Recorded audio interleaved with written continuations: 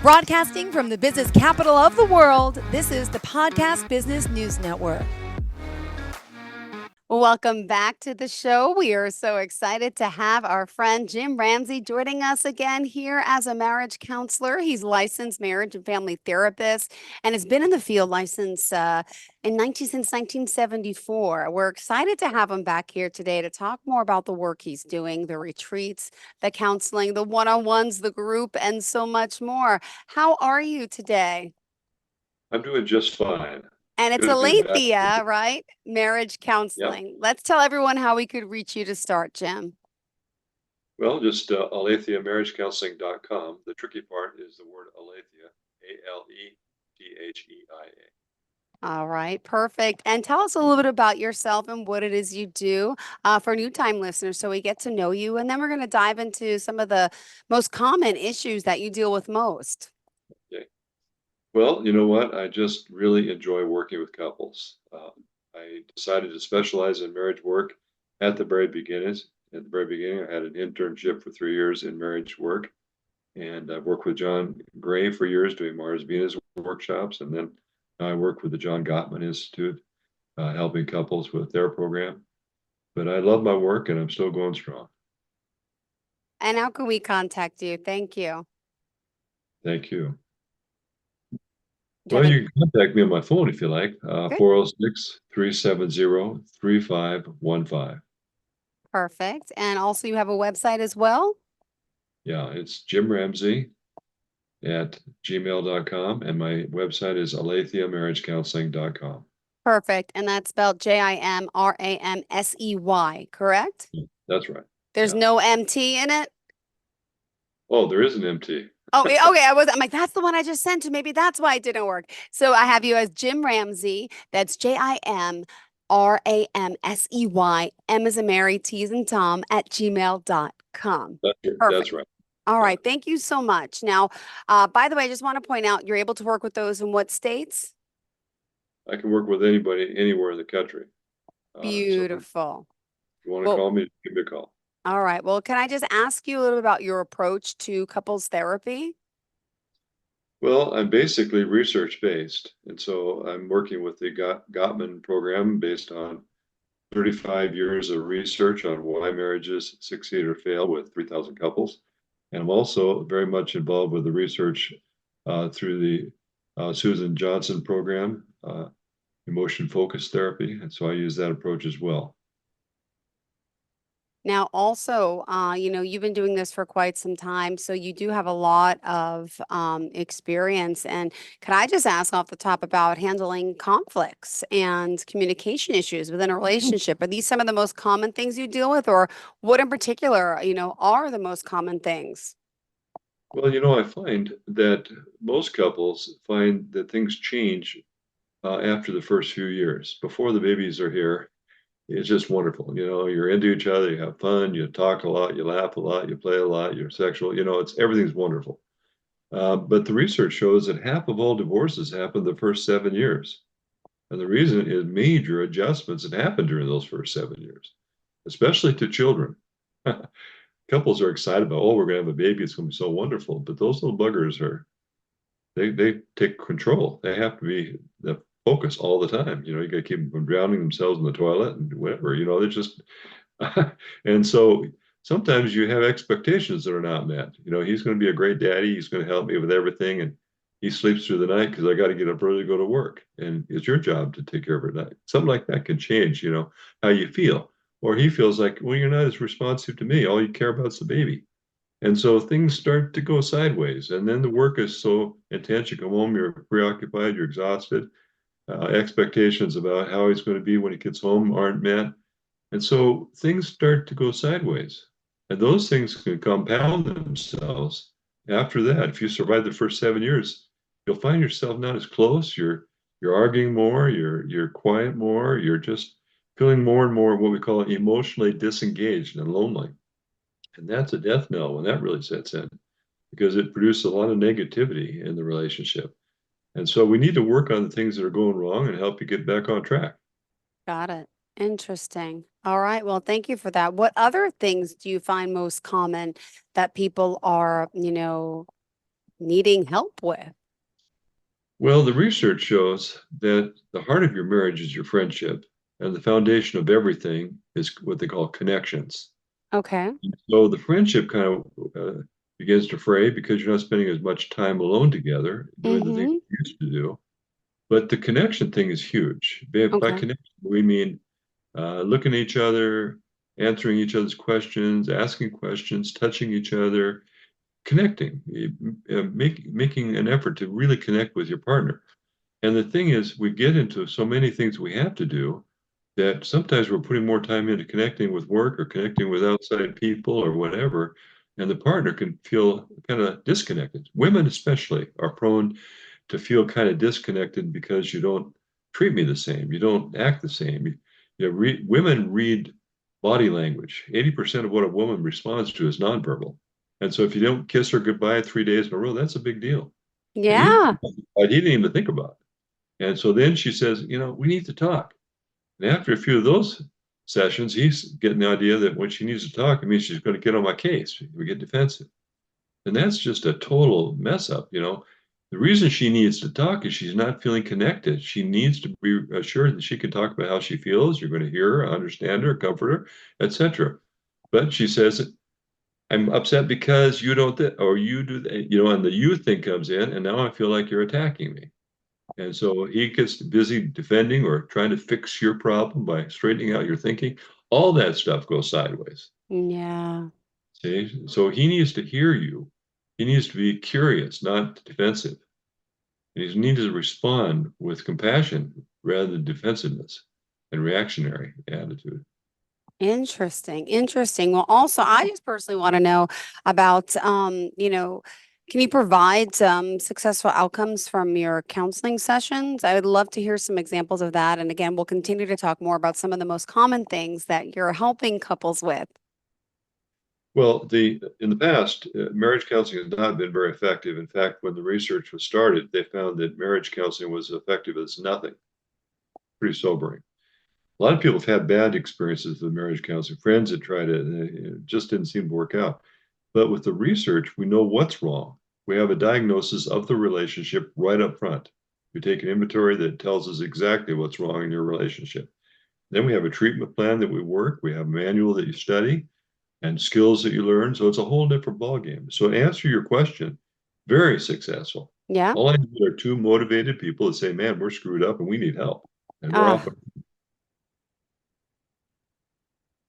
well, also, if you don't mind me asking, some people also worry about confidentiality and trust. So how do you ensure that amongst the respective partner, when you're working with someone? Well, we have an intake forms that they fill out and sign that covers all of those kinds of things. We definitely provide confidentiality. And everything that we're going to do is spelled out so there's no question about it. And actually, that's not basically the real problem.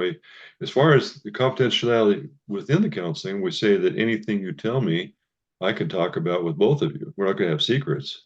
If you Yeah, think you tell me some big secret about some secret lover or whatever, no, we're going to deal with whatever we need to deal with. good. If you're having an affair, we need to get that out in the open. If you want to fix things, we got to get busy and fix them. So no secrecy that way. But as far as talking to other people about what we talk about, no. Got it. We want to And work on the speaking problem. of affairs, I'm assuming that's one of the common things that do happen in relationships from what I know at friends and family. Yeah. And, do you also, are you guiding people to bring that open in front of you? I mean, do a lot of people know ahead of time before they come to you, or sometimes they're working together with you, and then that's when they're sharing this news with the other partner that I've been unfaithful? And how do you handle that? Because that's got to be an emotional shock and a lot of hurt there. Well, generally, people have that problem, and that's one of the reasons they come to see me. Got it. It's out in the open, and they're upset and so forth.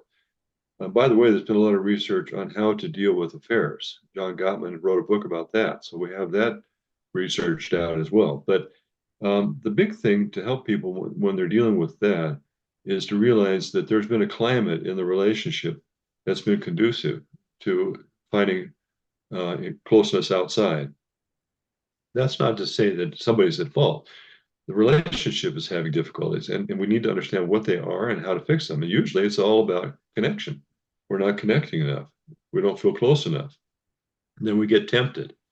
And so we've got to get that thing dealt with and then work on producing the kind of relationship where you're not worried about affairs. And what are some of the other commonalities that you're finding in couples dealing with relationship issues? You know, one of the things that I find extremely common, and it's a little bit humorous at first, but it's got to be fixed. I'll ask a man, you know, how often have you been able to calm your wife down when she's upset with you? And generally, they'll look at the ground and they'll look at me and say, never. I mean, I can't really remember anybody telling me that they have been able to calm them down when they're upset. Now, they might calm down the next day.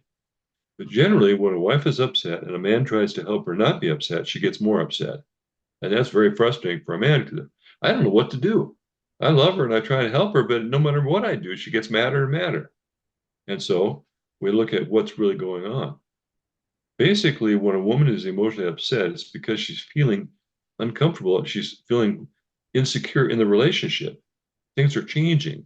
I'm worried. Or there's something that's been going on that's been overwhelming her. Too many pressures, too many problems. And when she starts talking about the problem, the very first thing she says, he thinks, well, that emotion isn't warranted for that little problem. Mary Lou's an idiot. She already knows that. Don't talk to Mary Lou if she upsets you. But that's just one of the things. If she's upset, you got to respect her and realize there's got to be a lot of reasons for her to be upset. So I'm curious. I'm not going to try to fix you by telling you what to do with Mary Lou. I'm not going to try to fix the problem by proving that you're wrong and I'm right, that I'm not doing this or doing that. I'm not going to be defensive. You're upset. I want to understand why. So I'm curious. And not only that, as you open up and talk to me, I'm compassionate. If a man is curious and compassionate when his wife is upset, she will begin to feel better because it gets off her chest. And there's a point when he says, wow, no wonder you're so upset. I didn't realize all this was going on. And then she starts crying and you hold her and pat her and tell her, I'm sorry, babe, I love you. That's how you calm a wife down that's upset. You don't fix her and you don't try to correct her. You understand her and give her the emotional support she needs. So it's doable. The guy just doesn't know how. That's all. Oh.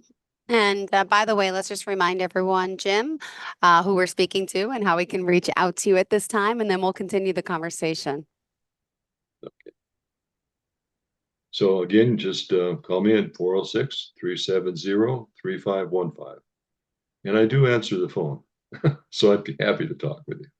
Beautiful. Thank you for sharing that. And also, Jim, just a little bit for those that don't know you about your own background and what brought you into this field. I know you had some setbacks, a lot of setbacks, but could you just share a little bit what got you here and to start helping others in their relationships? Well, I think the main reason I'm doing it is because I get tremendous fulfillment from helping people. I can't think of anything more satisfying any human being can do than help other people save their marriages and keep their families together. And so I was studying psychology in college and began to read the case studies on all the different situations. And I grew up in a healthy, happy family, so I was kind of blown away by how horrible things can get. And more I realized that that was not phony baloney stuff. That's real stuff in those books, and that's what people are doing. So more and more, I just want to learn how to help them. And the more I work with them, the more I feel good about it. And of course, the more experience you have, the more successful you are. So it's been a wonderful life working with couples. I really enjoy it. Yeah, thank you so much. And what else for today's show did you want to make sure we address? Is there any other common situations that you in your field are dealing with when it comes to marriage counseling? You know, I think a lot of things can be addressed once you begin to see what's going on. For example, the way a woman brings up a problem with her husband is often a big part of the problem. If she says, I need more affection, or I would just love to go out on a date this weekend or something, he would say, sure, babe, you know. But unfortunately, women have to say more than that. They have to explain and or elaborate. oh, I don't feel like we have very much affection because you never, Yeah. or you always, or could we do something? You never take me on dates anymore. As soon as you start saying something about what he does or doesn't do, then you push the defense button. Now he's feeling defensive. If you simply ask for what you want, he loves you. He wants to make you happy. Ask him for what you want, and when he gives it to you, be happy, be thankful, be appreciate it. It's a lot like training a dog. In my workshops, I say, treat your husband like a dog. And everybody kind of, what? But in a good way. No, I see that. But So but you ask. see, what you do with the dog is you say good doggy when he does something good, and you pat him and you tell him how much you like him and all that. Men need to feel successful. They need to feel like they're getting somewhere, that they're doing the right thing. And the more you let him know what the right thing is, and women are often awkward about, I'd like to have a flower for Valentine's Day.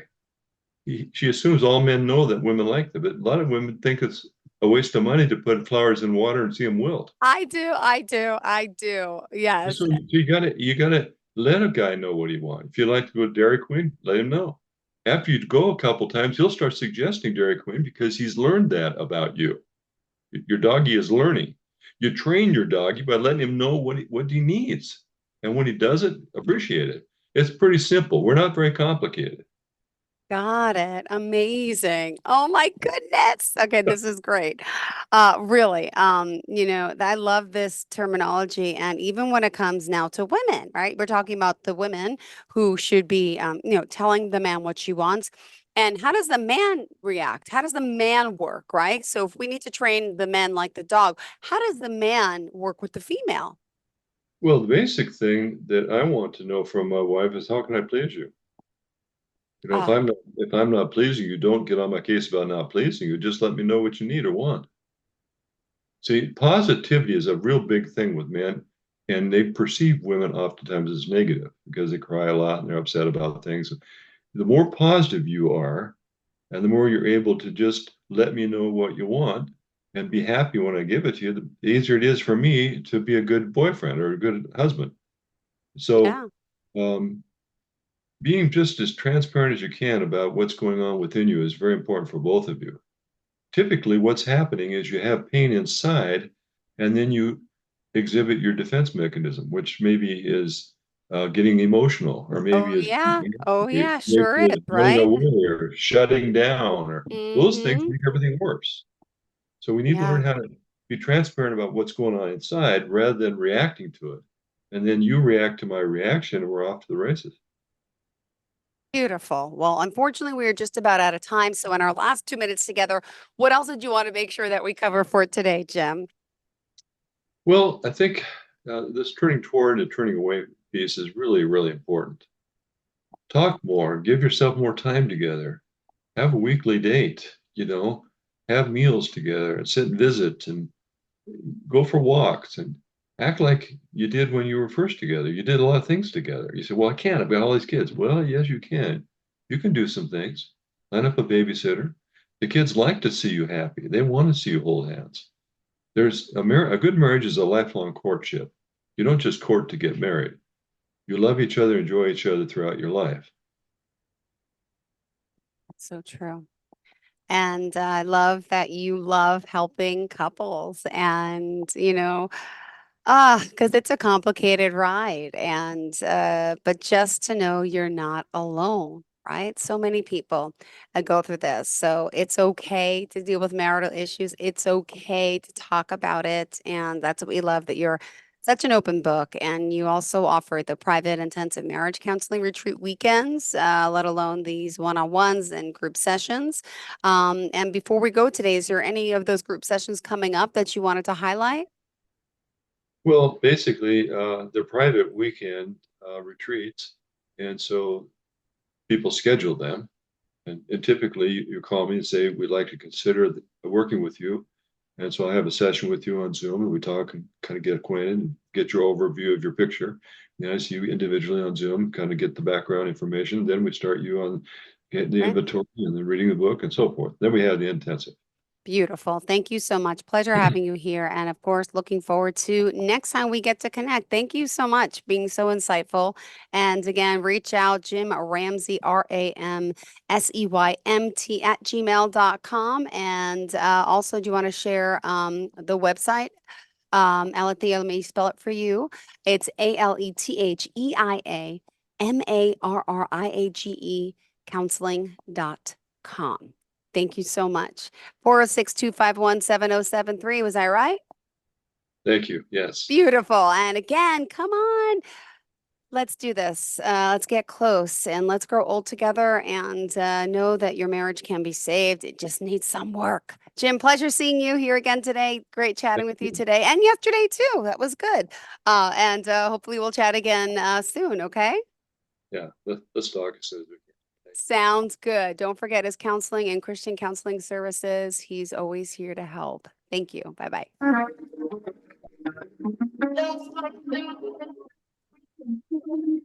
Broadcasting from the business capital of the world, this is the Podcast Business News Network. Hi, quick, before I go to the next show, just double check. I sent you an email. Respond to it so we make sure we have the right email address for next time, okay? I'll send the message back with all the questions for you. I'm so sorry. Don't be sorry. I think the show went great. I hope you're happy. It went well. So I'm good, but just want to make sure it's okay and you're not in my spam. And I'll see you hopefully soon. I'm not sure if we are connected next week again. Are we? Yeah. All right, good. Sounds good, sweetheart. You have a fantastic day. Thank you so much. Bye. Are you looking for even more of the podcasts and hosts that you love? The Podcast Business News Network is proud to announce that you now have even more ways to listen live. Check out the MyTuner Radio, online radio box, and Simple Radio apps on iOS and Android, or find us online. Search for Business News Network on mytuner-radio.com or search Podcast Business News Network on streama.com and onlineradiobox.com/US. Take your podcast on the go and don't miss a minute of the action.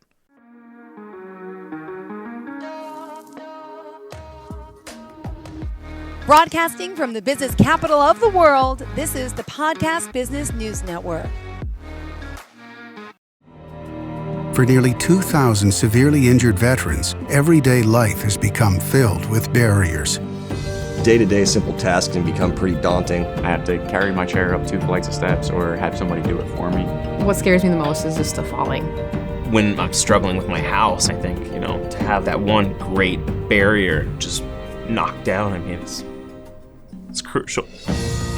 Home for Our Troops is a wonderful nonprofit that builds a Mortgage-free, fully adaptive, handicap-accessible house. And there's no catch. It'll be our very first home that we've ever owned. This is a game changer. This is where your life begins again. We need you to join us in completing this important mission. Please visit hfotusa.org and help build homes and rebuild lives. Because of you, everything's going to be okay.